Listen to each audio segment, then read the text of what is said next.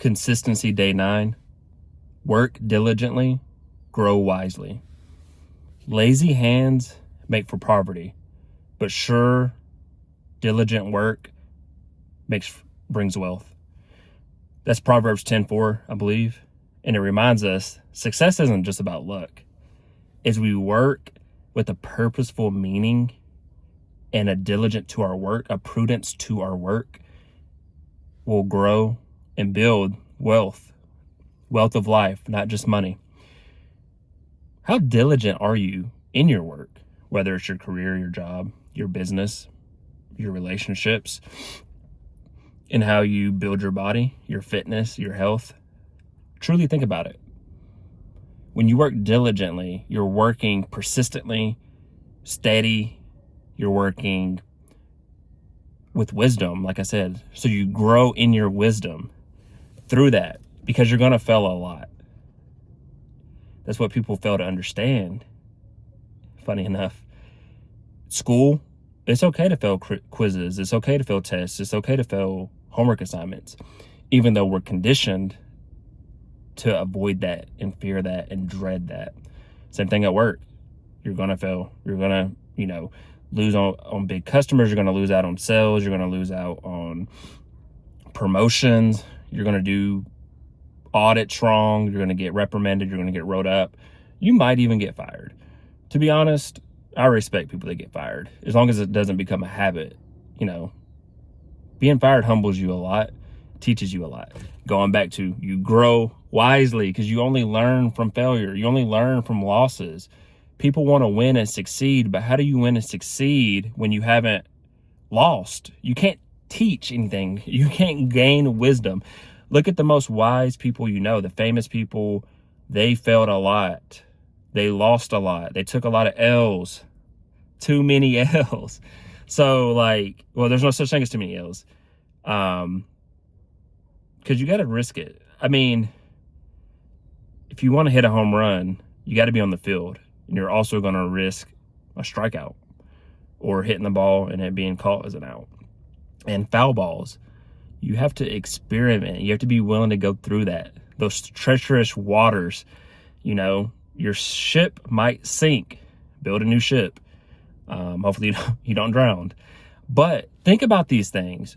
When you work diligently, you will grow wisely because you will learn. The more reps, the more repetitions you get, the better.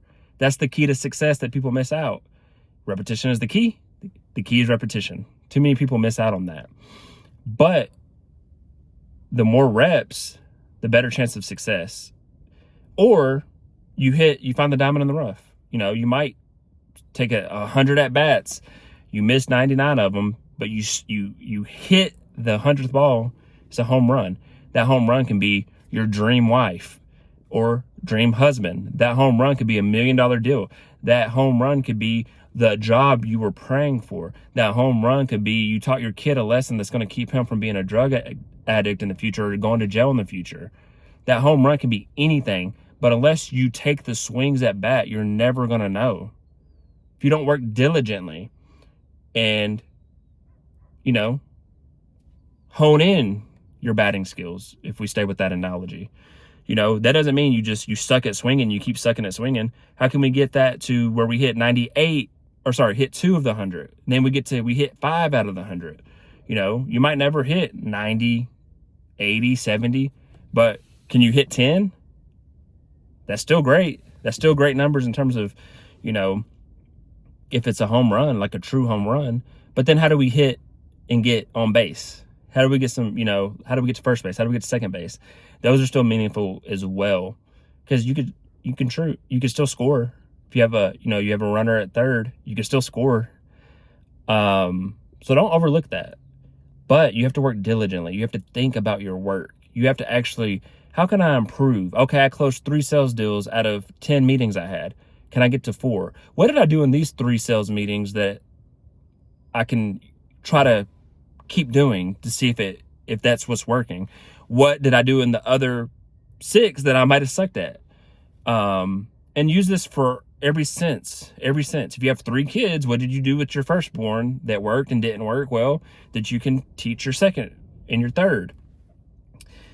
Fitness, what did you do for that training period of 3 months that you lost 5 more pounds than you did the previous 3 months, and so on? How do you think about your work?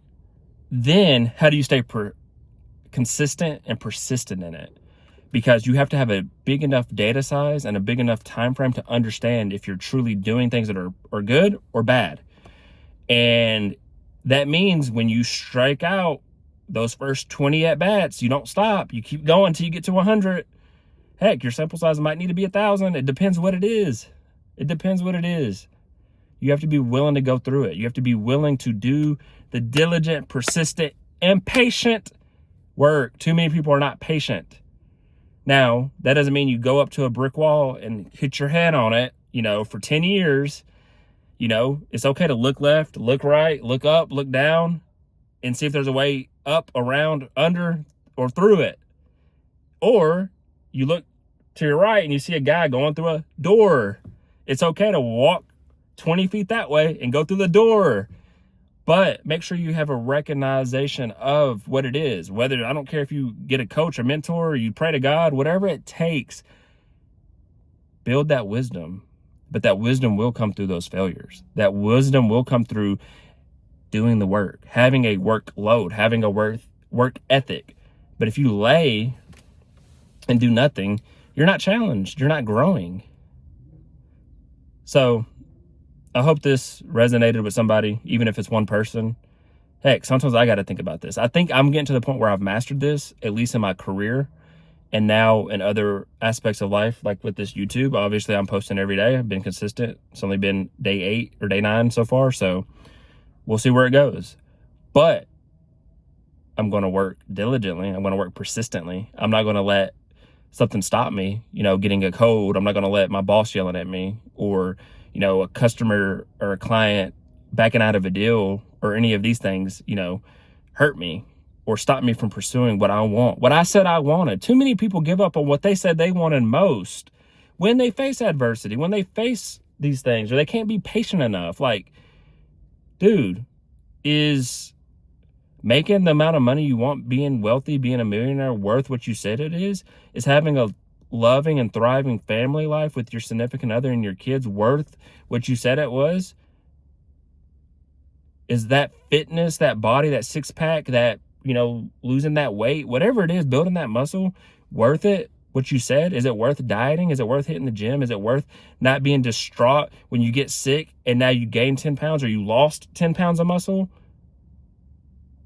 When your coworker got the promotion over you, are you going to quit and whine and complain?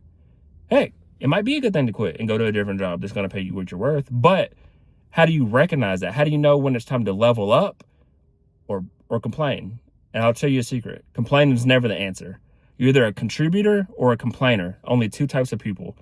The contributor is going to be the one that wins. So, work diligently and grow wisely. Peace and blessings on the journey.